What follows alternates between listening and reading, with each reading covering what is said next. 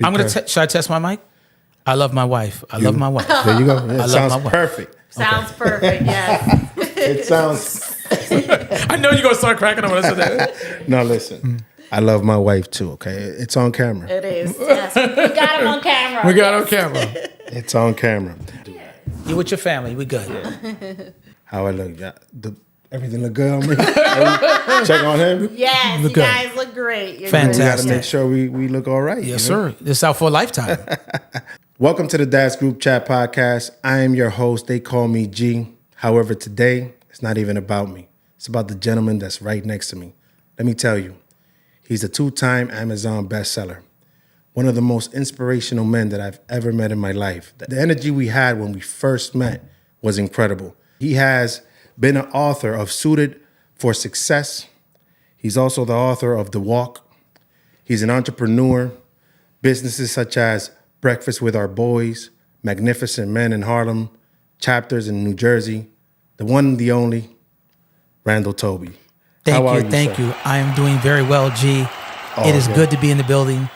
Magnificent Men are in the building. Yes. We've been planning this, I believe, for like 2.5 years now. I'm excited more than you can imagine. Right. Just based on our meeting several years ago and the connection we had day one. Right. I remember that day when we first met. It was kind of like through an interview. You was the manager. I was looking for a job. When I stepped away from that interview, though, I remember telling my wife, "Screw the job. I want to get to know that gentleman." Wow. Amazing energy. We'll get into it. I was going through some turmoil times at that time, and your energy was so impactful for me that I wanted to be next to you every day. Thank you, sir. So it's an honor to have you here. It's definitely a pleasure. We're gonna get into your story. We're gonna get into a few things. I just want to make sure that I've mentioned that. Yes, we have been planning this for 2.5 years. Every so often, I'll tell you, we're almost ready. It's coming. And here it is, ladies and gentlemen. So let's get into a little bit of your book that I read the other day. There was a chapter there. There was a part in the chapter that kind of like, I said, wow, this gentleman has been through a lot in his life, and nobody would know this outside of reading this book.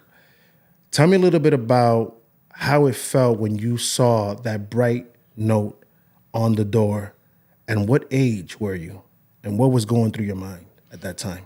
Well, just to give a little content to the conversation, when my brother Glenn and I were in New York City and Brooklyn, and my mother suffered from mental illness, we came home from school, and I was 9, and my brother was 7. Mm-hmm. And that orange note said, eviction. Something that I still remember to this day, something that probably has some trauma when I see something along that line, but it's part of my story, and I'm sure many others as well. Right. What age were you? 9 years old. Wow. As a 9-year-old kid, you're going through that, and if you continue to read along, kind of like the after effects of that, your mom went through some things as well. It must have been super tough. And like I mentioned before, when I met you, I thought I met someone, who never had been through any adversity in his life, and it's incredible because we're all going through different things and we don't know these things unless we're told. Yes, sir. How do you keep such great energy and knowing that you passed through these things in your life, these tough times? How do you do those things? How do you manage that? Well, I think those difficult times gave me the energy. When you've been through something, regardless of what it is, alcoholism in your family, sexual abuse, homelessness, I always say you can get mad or be magnificent. I chose to be magnificent. Right. And that is taking all those things and giving it purpose, because in the long run, there's a meaning behind it. At least you want to learn there's a meaning behind it. Right. That is true. And purpose, alignment with God, your spirituality. Yes, sir. Everything has to be one, right? And, in the book also, I read that you felt invisible. How so? Why did you feel invisible at that moment in your life? I think one of the things was when my mom and my brother Glenn and I were riding the train, we were sitting on the bench, and the train was pulling to the station, and she got up and walked away. Right. So when she walked away, we didn't see her for a few minutes. And when the train doors opened, I still remember hearing laughter. Well, my mother had taken off all her clothes and was naked. Wow. She was standing on the platform, and forgive me if I get a little emotional, but I still remember hearing people laugh and laughter. And I saw the silhouette of this chocolate, beautiful woman standing there completely nude. So not having an adult say it's going to be okay, are you all right? In the back of my mind, I stood there looking at someone that I loved in a unique situation I didn't understand. And I felt completely invisible because nobody came to us that I could remember or spoke to us until the police came later to cover her up, to take her down to the precinct. Wow. And, at a very young age, going through all of this, are you the youngest in the family? I am actually the oldest, but my siblings are all bigger than me. Okay. All three of them, but I'm the oldest. What were they? Can you tell me a little bit about their mind state at that point? At that point, it was just my youngest brother, my second youngest brother after me. It was him and I. We were the first two. Okay. So a lot of that journey was shared with him and I. So there's a bond there that can't be broken because what we saw that made us broken. Right. It's beautiful. I just want to take some time and really, for the listeners to digest this. Such a serious situation in your life, such an impactful situation in your life. You're here thinking, yes, I feel invisible, but, I'm going to get through this somehow. I'm going to push through. I'm going to be magnificent. It says a lot about you. It says a lot about your character. And, I saw all of that in day one when I met you. Believe it or not, I was going through some tough times myself. I could say I was depressed at the time, looking for a different job. Money, in reality, money doesn't matter. I was getting paid a lot of money at that time, and I was just unhappy. Wow. And it might have been, some traumas that I had in the past. I've been in the military before as well. That's a whole different set of traumas that I'm unpacking now. Yes, sir. I'm going to therapy now, once a week. This is the most consistent I've ever been. 20 years after the military. So at that time, I was just confused. I was just going through a lot of emotional, outbursts for no reason. And I met you, and I knew that I was like, I want to be next to that guy every day. I want to follow in that guy's footsteps. This is why the connection even today is so strong. And, in reality, you don't know who you're going to meet in your path. Never know. That's going to make an impact on your life. That's going to make a solid impact, and you're going to remember that impact for the rest of your life. So I consider you a big brother in that sense. Absolutely. As I always call you my big bro, because, when I read the book, I almost went into tears because I didn't know those things about you. You feeling invincible, you going through homelessness, through all of that adversity, yet here you are, victorious and on top, and it's all God's plan for you. Well, let me say this, G. Right. When I put pen to paper, and I'll tell you how I became part of the project that was put together by P.K. Kersey, I wrote it because I wanted you to feel it. Does that make sense? Yes. I wrote it because I wanted someone to feel it. Okay. And so when I had put it to paper, I wanted someone to envision me, but also envision themselves in their own mess. And be a small example of this can happen, but also this can happen, if that makes sense. Wow. It does make sense. It makes perfect sense. You also stated that, in the book, homelessness was the best thing that ever happened to you. Absolutely. Kind of like build your character, build your strengths. You could get through adversity. Tell me a little bit about that. Why would you say homelessness was the best thing that happened to you? I think I was humbled before I was humbled. And had things taken away before things were taken away. And what I mean by that is, at a very young age, to lose all your comic books, your clothing, and everything else, you start to understand what value is. And that was my grandmother, Elizabeth B. Smith, and my mom, despite her condition. So whenever I had something, whether it was clothes, car, whatever it was, it never meant that much because I was always aware it could be taken away. So it provided me with a humble spirit at an early age. And also let me know that no matter what happens, I'm going to make it through. Oh, man, listen, you're definitely touching on certain points and certain things that when you said earlier today that I wrote it for you to feel it. Like, it is true. You start seeing yourselves in those situations, probably not that same situation, but you start looking at your own internal issues. And just because somebody, let's say at the point of your life when you was going through that, you might have felt like you was at your lowest. But you made it through. So I may read the book, or anybody may read the book and say, whatever situation I'm going through, God has a purpose for me. God has a plan for me. I got to get through this. And as your beautiful wife stated earlier, it's none of your business what God has for you. You just got to pursue it. You just got to keep it moving. You just got to keep it moving. As you mentioned in the book, let your situation be your motivation. Break that down for me. Well, we all are going to go through something. Our listeners, our viewers know this.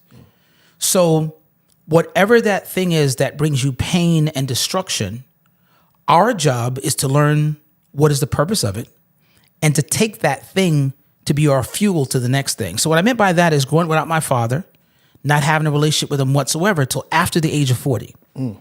So at a very young age, I'll give you a very quick example. When I was 17, I had to come to him to get a suit because my mother and grandmother couldn't afford a suit for graduation. This is high school. Imagine a 17-year-old coming to 26 Federal Plaza. He's a regional commissioner for health, education, and welfare. He's in numerous magazines, newspapers, Times, on television. Wow. You come to get something from him. He gives you money. He says to you, why is it the only time I see you is when you want something? And in my soul, Negro, I don't even know you. Wow. Came downstairs, started crying profusely on the city streets. I didn't care who saw me or what people thought. And that day I said, I hate this man I don't know. Now that's not a good thing. Wow. But that started being my fuel to be successful in whatever I did because I was trying to show him I don't need you and I don't care about you because you don't care about me. Now that was not the right perspective or mindset, but that's what I used to get through those times. So whatever it is you have that makes you angry, if you can utilize it as a fuel, like a rocket, to propel you in a healthy manner, you'd be surprised what things will not get in your way and what walls you can knock down. You have a gift, Randall.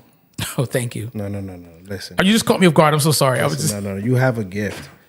Even about speaking about adversity, I could hear your pain when absolutely. you're speaking about your father. But the gift you have is to uplift. And again, I go back to when we met. That time frame, working with you during the 6-7 months that we worked together. It seemed like 6 years, man, because you were my boy. Listen. We became inseparable at work. I remember seeing you there every day. The first person in the. I was trying to be the first one. I'm coming from far. I came from South Jersey, man. But you're I own 40 minutes, baby. I was there an hour before the office opened. Come on. Listen, you was there every day. I was trying to beat you there, right? And you that was wasn't there. happening. That was never gonna happen. But even in like those times that I cherish dearly, I remember, and the gift, back to the gift that I was saying that you have, I remember your uplifting spirit, people wanting to be around you just because, the energy. Thank you. And during that time, I became a big energy person and I understood what energy meant, how it was transferred, how it could do good or bad, right? So since that time from 2016, I've been kind of like edging and Xing out certain energies of my life. You have to be. Because you gotta be sane for yourself, for your family. You gotta know what matters. You gotta know what doesn't matter and step away from it, and it's okay. We gotta get you on TV. So I come on your show 3 times a year. Yeah, we gotta get somebody, man. Say, that's my man. I was there day one, son. Collins energy. I know that. Yeah. I know. He spurs up the energy. Yeah. Jay Collins, so. Good job. Really good. Thank you. So tapping into that energy conversation, as I mentioned, a lot of people have been falling out of my life, and that's okay. A lot of people have been at this point in my life, the very few that make it into my life, they matter. I understand that people have expiration dates as well. I understand that, I understand who matters, who doesn't. I understand that, it's all a learning process. Everybody has their own traumas that they're dealing with. Everybody has their own situations, multiple different traumas, childhood traumas, military traumas, all that stuff. And I'm just trying to put it all together myself. So having you here in my home is very special to me because, all I want in my house is good energy. And I'm honored. We're honored. And as soon as you came in, brought your beautiful wife, it was amazing. Just that initial spark again of great energy, great vibes. And this is what, we all try to seek at this point of our life, right? Now, what do you say to those people who don't necessarily understand energy or don't understand, that there's a bigger purpose for them?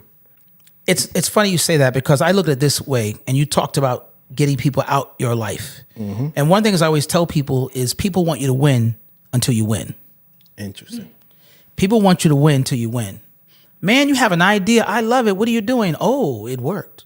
Oh, you're starting another business? Oh, you think it's going to... What? You made some money.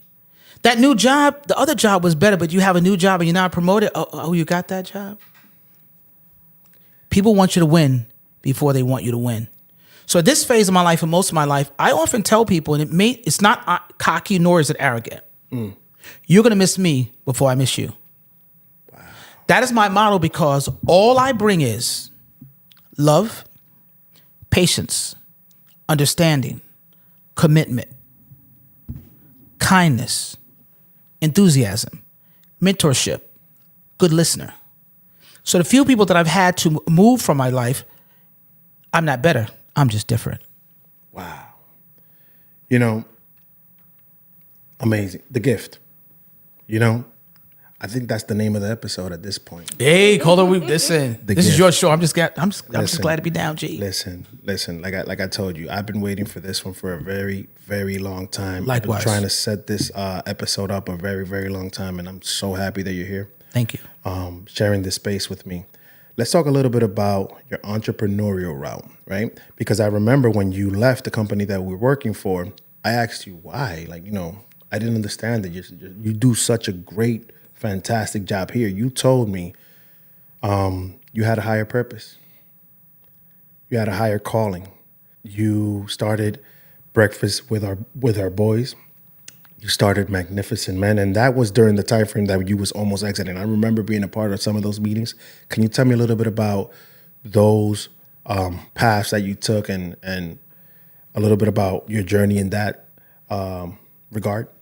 Well, I have over 20 years of experience in corporate sales and marketing, working for American Express, Verizon Wireless corporate sales.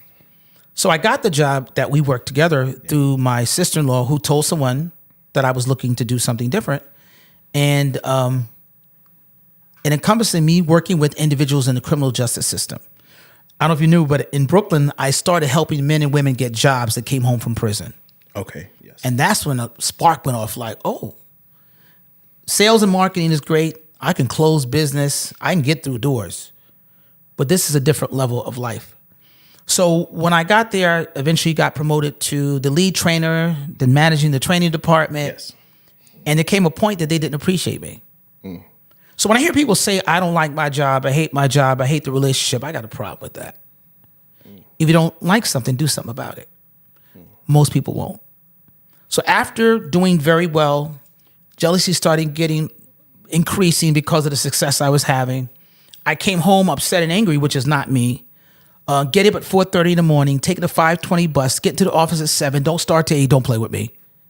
Listen. Managing 2 staff members in Brooklyn and Queens, taking the train there, never calling out sick, never late. Never. I decided I had enough. And so sat down with the wife, we kind of talked about it, and I said, in March, my birthday, I'm out. And she said, hey, I thought you trusted God and you had faith. I'm like, what are you talking about? In March, I'm out. Let me get a couple of paychecks. Right. But the way she spoke to me and looked at me, my faith was being tested. So I made a decision to write a letter to the vice president about resigning. And initially, he tried to talk me out of it. I don't know if I ever told you that. No. And some of the staff kept saying, he's not leaving. And some people said he'll be back. Or was that motivation? Wow. No, I won't be back. Because you can't complain about something and do nothing about it because you're only hurting yourself. So I knew I didn't want to cause my own wounds. I already have some in my life. When I go, I go. And when I stay, I stay. So the lack of appreciation, feeling that my mission was done, God was giving me signs of being uncomfortable because I was killing it. I was doing well, making decent money. I was popular. I was expanding in the market, managing the team. But I had to step back and step off in order to grow again to a new level. And I was willing to do that. You know, and that takes a lot. That takes a lot. But it really, as I'm speaking to you, does it? Because as your wife mentioned, you know, to you, if you believe in God and you believe in your purpose and you could see that purpose, because a lot of people, they haven't tapped into their purpose yet. And that's okay. At some point it'll happen. It comes at different ages, different times in their lives. Listen, it really, it truly does. Yeah, it truly does. It does. You know, for someone that is not aligned with their purpose, that'll be a very, very scary time. And you know, that kind of like gets me to my next point. Your support system has to be solid, right? It has to be. Your support system has to be strong, mentally, for you. And you for your support system as well. It goes both ways, but you need that around you in order to execute decisions drastically like that. Because you said it. You was like, you know, I'm leaving in March. Let me get a couple of paychecks. I haven't worked for anybody in quite some time. I'm kind of used to that. Right. And then, you know, you made a solid decision to leave earlier than that. And it's probably the best decision you ever made in your life. Well, you know, one thing was really great about that is we became a Department of Education vendor, right, which Claudia set up. So we got a deal about $10,000 to $12,000 to speak at a couple of schools, going to sell about $1,000 worth of books. And then COVID hit. Right. And like everybody else, we had to pivot. And this is after you stepped away. Stepping away for several years of success, yes. Talk to me about that. COVID hit, so what ended up happening at that point? Well, people often talk about the reset, and that is true.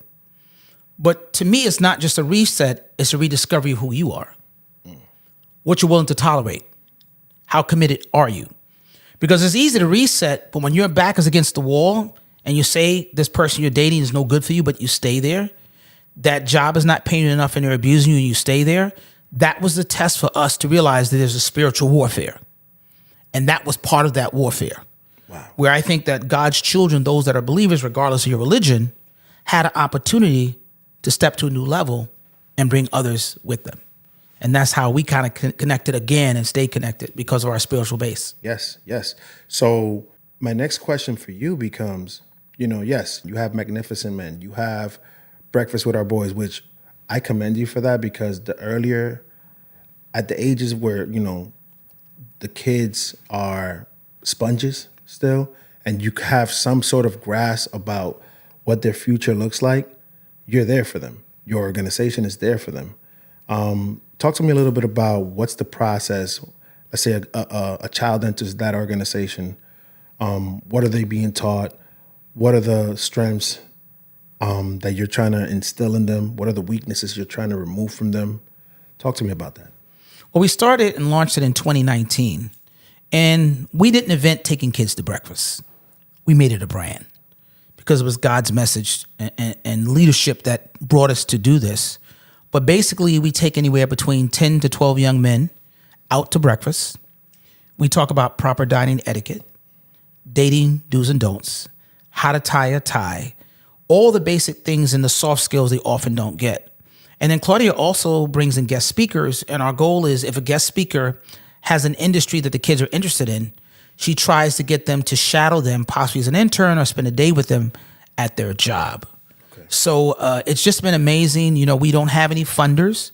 We get donations from time to time. Our team, which is Jonathan, Barry, and Kareem, are amazing. The sacrifices they make. Right now, we hold it every other month. We've been blessed to be on Fox 5 and ABC News. We receive a few awards from the mayor in Burlington County, New Jersey. And we have a chapter here in New York City, which we're about to relaunch. And we're looking to do a very special event in Northern Jersey and possibly the ATL. Oh, that's beautiful. Big things are coming.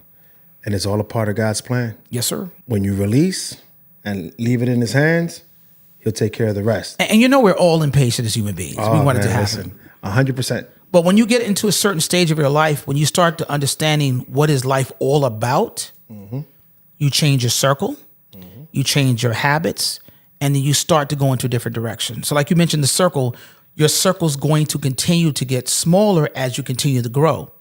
You're not better. You're not too good. Just folks can't go where you go because that's not their mission. Wow.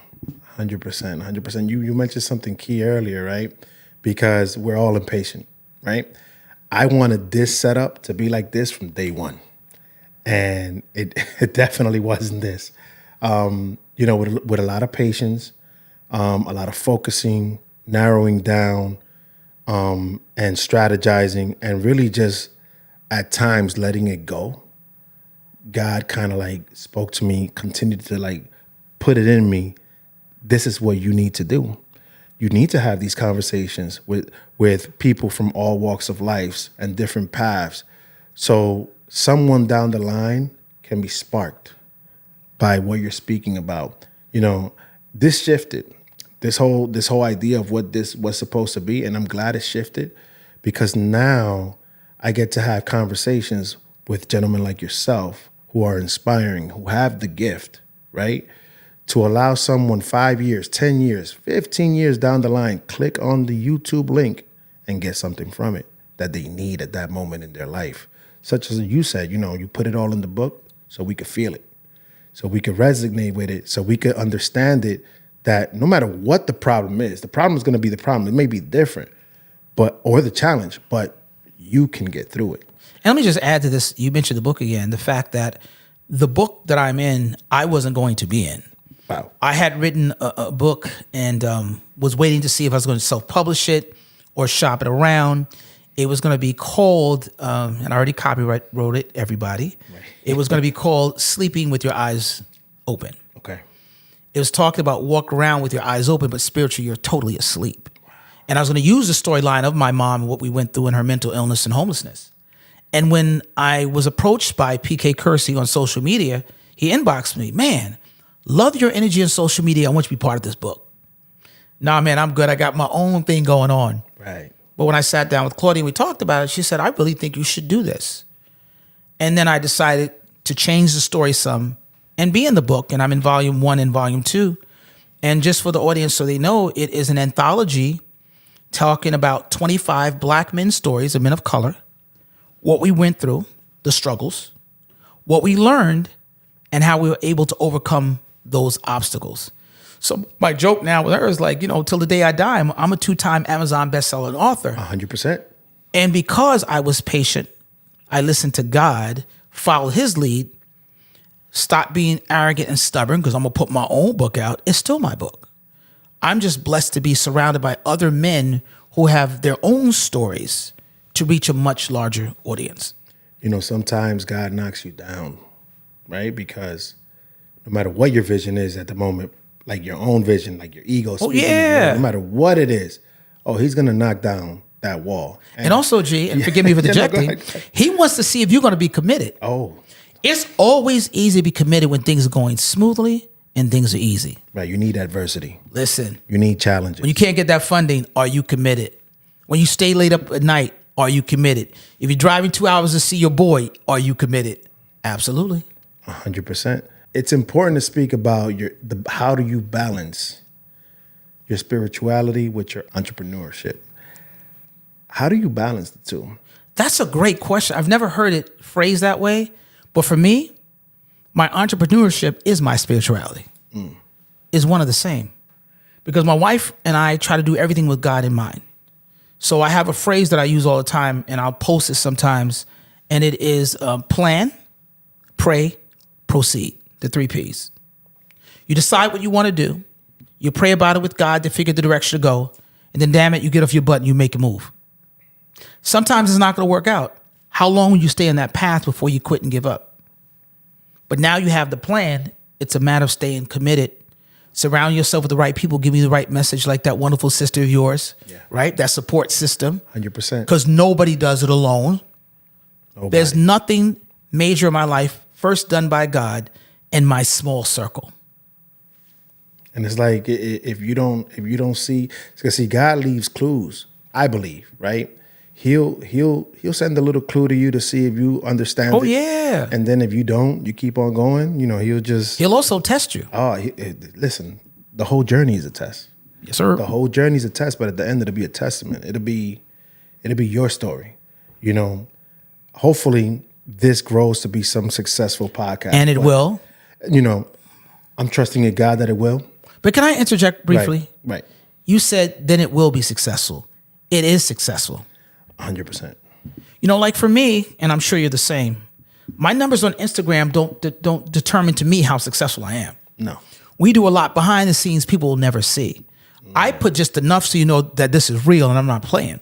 And this is going on. But you never put everything up front. And if you reach 1,000 people or 10,000, I'd rather have 1,000 people that really are crying and encouraged and motivated than 10,000 people that just pass you by. So don't worry about the numbers, baby. They're going to come. And a part of your journey and following your journey, 100%. You're 100% right. And this is why I say these conversations are important, because we get to open up. And I know that's what you meant to happen with Magnificent Men. You mentioned earlier in our conversation before recording that, us men don't speak enough about what we're going through, the traumas we feel, our stubbornness, our egos get in the way. We don't necessarily have those conversations that we should be having. And I wanted to ask you, because you're an entrepreneur. I'm becoming an entrepreneur in this space. I have younger kids now. Balancing the two, it's a process in itself. It's like I'm working full time, right? A 9-to-5 job. Then this becomes like my life after. And then, of course, I'm a dad. Of course, I'm a husband. Any advice you could give me at this point, trying to figure it out now, because you've been an entrepreneur for a while. You've been on that path.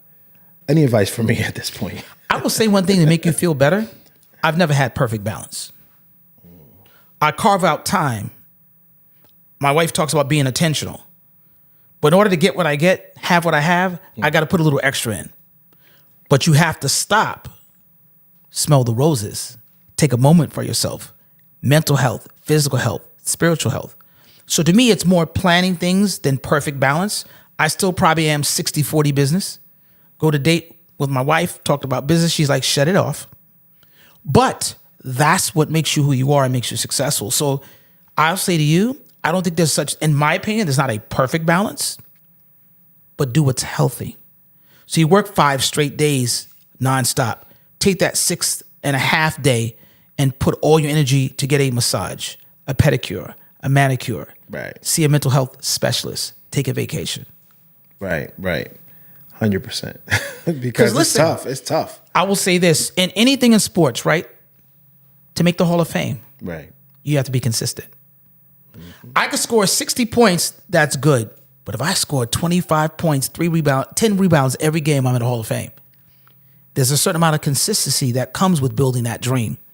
So you have to find that balance in the middle, which I haven't found 50-50, is just taking the time to kind of carve it out and being intentional to find that time. Yeah, 100%. I'm a girl dad. Yes, sir. You met my babies. And I love your beautiful girl. They are amazing. The smiles on them are something else. Yeah, they make my day. I don't know if you know, it's all women in this house. Yeah, you're in trouble, dude. It's like, yo, you got no say so, none. It's women in the first floor, women in the second floor. My dad is here. I love my dad. I love when he comes. I love when he don't run nothing, not anything. He don't run nothing, and neither do you. He just steps in the sidelines. He's like, I'm just coming to visit. Dad's I'll be out in a couple of months. So, it's the challenge is tough, but I love the journey. The challenge is tough, but I love the journey. I love the position that God has put me in. I have a picture that I looked at the other day on my birthday, September 8th, where I was hugging my daughters and my nieces all in one picture. Now, I have daughters. I have 3 nieces, 2 from my wife's side. I want to say they all love me, right? But they're all looking up to me in a way that I need to make sure that I do things right. I do things in faith. I do things in purpose. I show them what a man looks like at this age, at every age, right? When I get older. But I've been like this for a while. It's just that now is that I'm tapping into this. Like now is that I'm noticing how I've been and how I should be, how I am, and how it all matters. And that's why I say, yeah, it's a tough position to be with all women. Well, can I interject? I got to say something about that. I love it. First of all, congratulations to the brothers out there that don't have old women. I don't know what to tell them. I was raised by my mother and grandmother, never had a male figure per se in the early stages of my life. I tell men this and young men as well. Women have a sixth sense that we don't have. They see things coming before we do. And if you have a good woman in your life, I always say a good woman makes a good man great. Because the vision and intuition they have, we don't have. We may execute.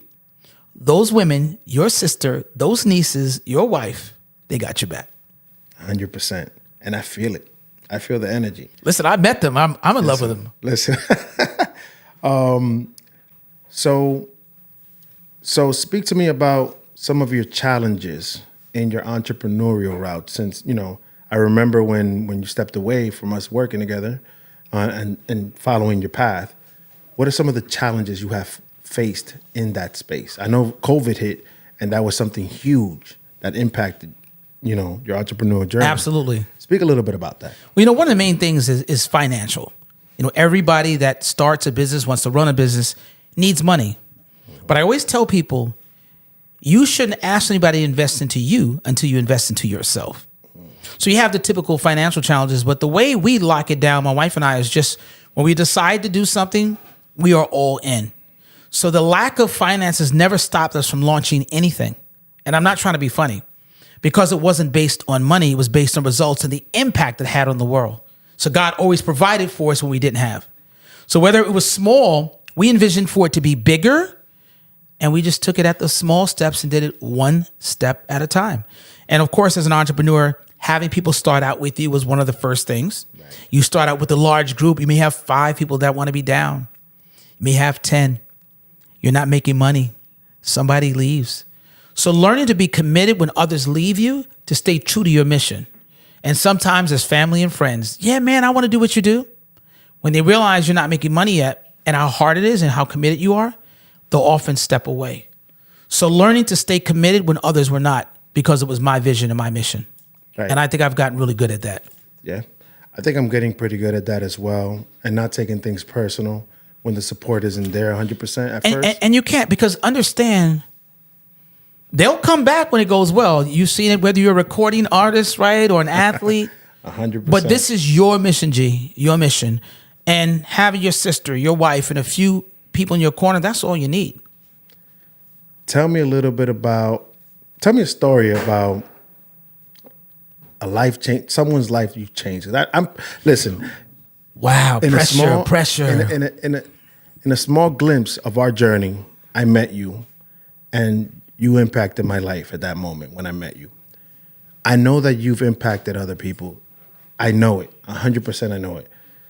Tell me about someone that you've impacted positively, because I know it was positive, and, their journey moving forward. Well, one of the people that come to mind is a gentleman that lives out in South Jersey.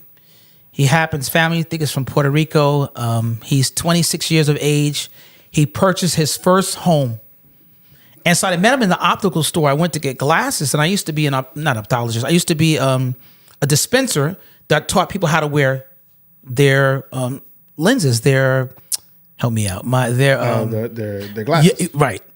And contact lenses as well. So when I walked in, I told him he was special. He connected the way you and I did. Right. And so we exchanged numbers. He came over to the house for dinner and started talking about his girlfriend, things he's going through. But there came a time that he wanted to give up with the house because he was frustrated. And we kept talking to him about, you could do this, man. You could make it. And now the house is almost completed. He's looking to finish that house, stay there for 2 to 3 years. He's doing all the work himself. And once that's done, he's going for a second property. And then he wants to get a third property.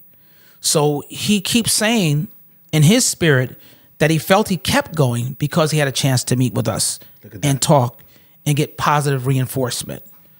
Because it's easy when things are going well. The true test is when you have an issue. What do you do? Hearing your whole story here in this podcast, I'm realizing God will break you down into molecules, right? He will rip you apart. Listen, and just when you thought you had enough ripping, some more comes down the line. And another thing I want to talk about, G, real quick, and stay on that point is Right. we don't control anything. You can control your effort, but God controls the outcome. Wow. So I could practice in the gym, be a number one baller, rip my ACL, never play basketball again.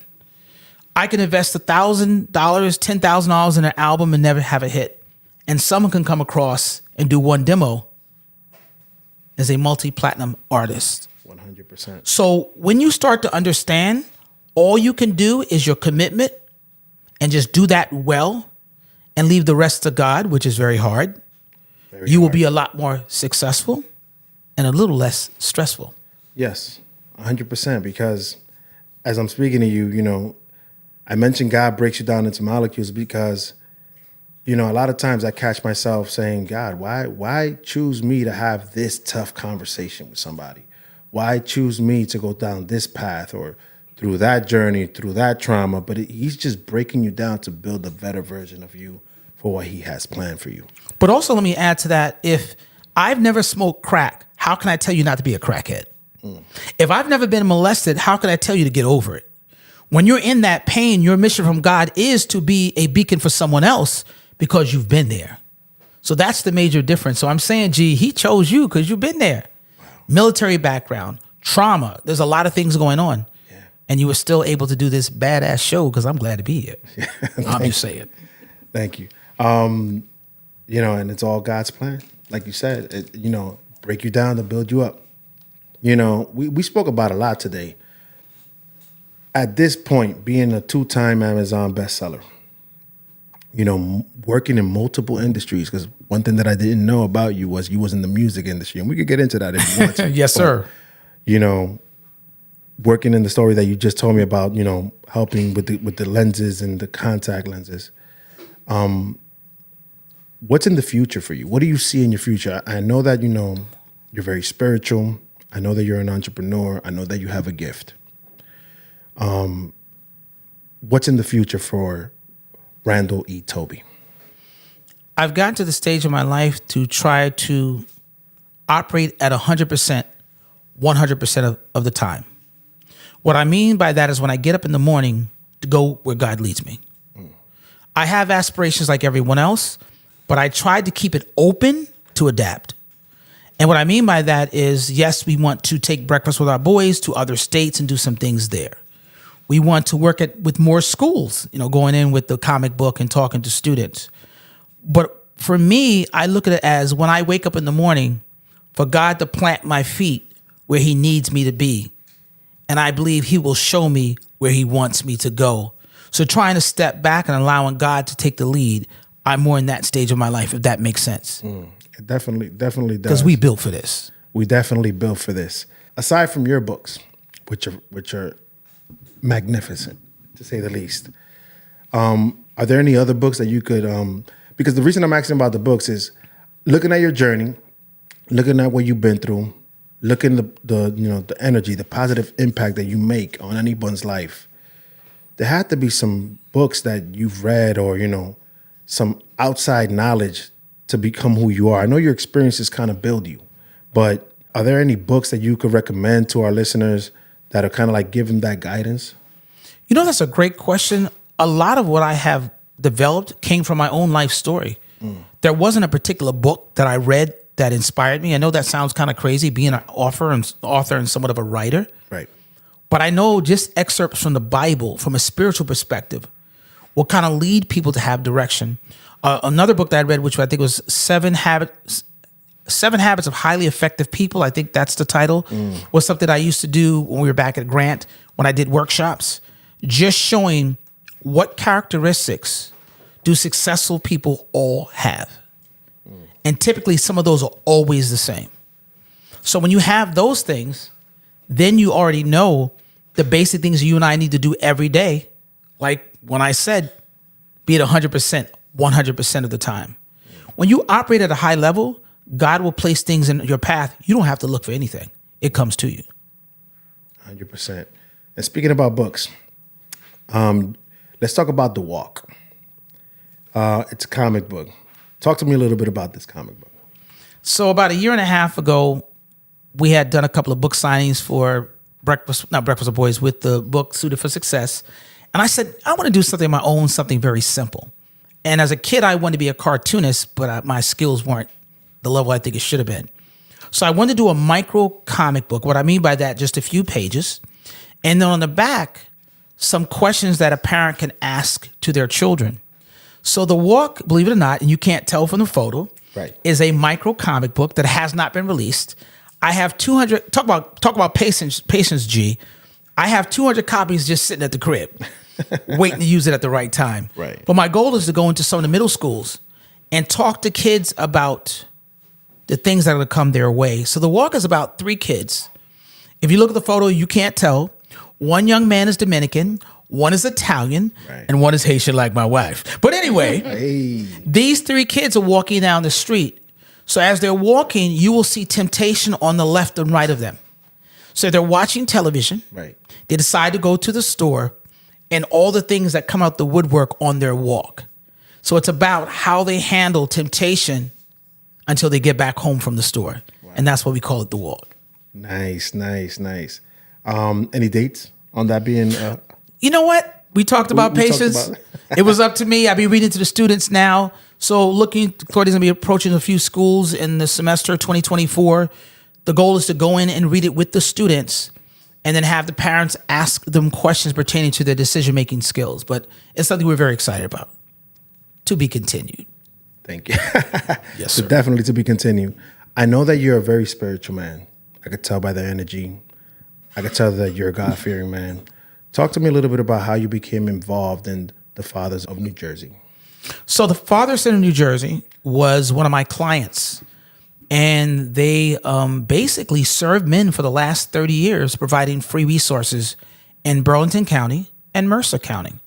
So, for example, if a gentleman needs to get some information on how to be a parent, they do online parenting classes. If they have a job interview and no suit, they get a suit free of charge.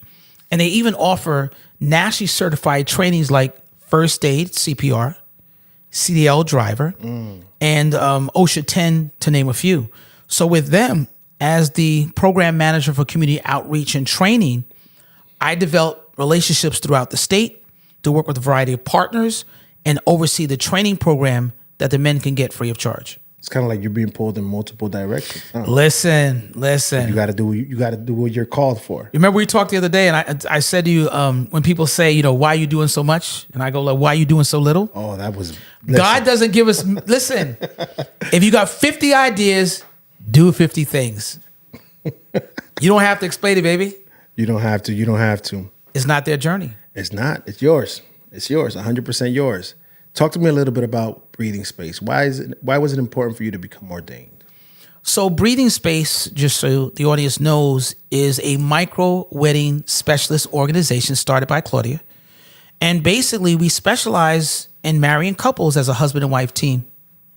Currently, we do it at a historic home built in 1889 in Burlington County, New Jersey, where we host up to 10 people. Typically, it's someone who has been together for a long time. They don't want to have a large wedding, or couples that want to renew their vows. But it's a real spiritual thing to bring people together. It was actually my wife's vision.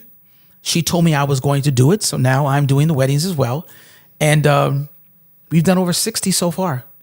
And we've gone out to couples that have larger weddings and done up to 300 guests. Wow. That's beautiful. Thank you. That's a beautiful. She loves love. I was just gonna say, like, it's a beautiful world that God has provided for you, and again, I say it all the time, and I'm gonna say it again. You have a gift, sir. You and your wife. Now I'm starting to see the backbone. Your wife is your backbone. Your wife is your leader. She's contributed so much into you. This is why you are who you are. So both of you are the gift. And thank you so much for coming today to my house and doing this. Like I said, we've been planning it for a while. One thing I wanted to talk about earlier that I kind of like, we're going to go back to the author. If you see a young, inspired author wanting to take that role, wanting to speak about what they've been through, do you have any advice for someone who's starting that journey? Absolutely. The simplest thing is write it down. jot notes down. Don't worry about being a chapter or where it goes or the punctuations or the spelling. Every idea that comes into your head, put it on paper.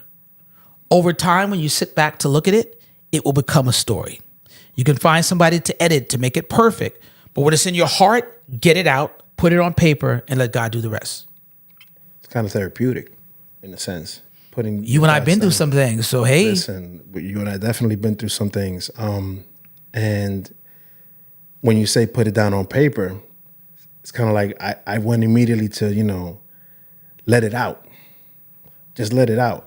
However it comes out, it'll be helpful for you to kind of like let go and let God do what it needs to do with that, remove that from you so you can focus on what you need to focus on. Yes, sir. Yes, sir. And that's been the whole conversation today. Today has been about purpose, about, gifting your gift to others, giving that energy to others. As I mentioned, at a time, and I keep on going back to this, at a time that I consider to be one of my lowest, your energy definitely helped me out at that time, and I appreciate you for that.